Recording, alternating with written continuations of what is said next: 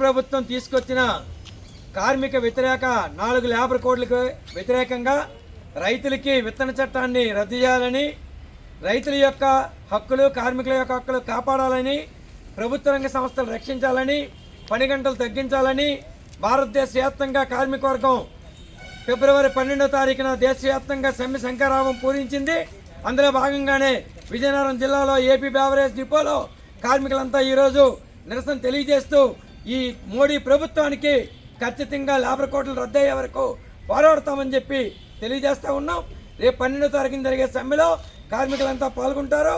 అధిక ధరలు తగ్గించాలని, నిరుద్యోగ సమస్య పరిష్కరించాలని, లేబర్ కోడ్లు రద్దు చేయాలని, పని గంటలు తగ్గించాలని, 8 గంటల పనిదినం అమలు చేయాలని, ఈరోజు రాత్రిపూట మహిళలకి పనిచేసే హక్కుని పూర్తిగా తీసి ఖచ్చితంగా పనిచేయకుండా నియంత్రించాలని, మహిళలకు రక్షణ కల్పించాలని, ఈ రాష్ట్రంలో దేశంలో ఉన్న రైతులకి కనీసమైనటువంటి గిట్టుబాటు ధర కల్పించాలని, ఉపాధి హామీ మహాత్మా గాంధీ గ్రామీణ ఉపాధి హామీ చట్టాన్ని కొనసాగించాలని, దానికి అవసరమైన నిధులు పెంచాలని ఈరోజు సిఐటియు దేశవ్యాప్తంగా చేస్తున్న పోరాటంలో భాగంగా ఈ డిమాండ్లు చేస్తూ ఉంది.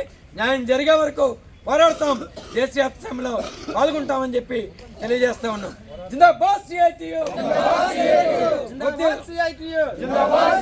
వర్ధిల్లాలి కార్మికుల ఐక్యత, కార్మికుల కర్షకుల ఐక్యత.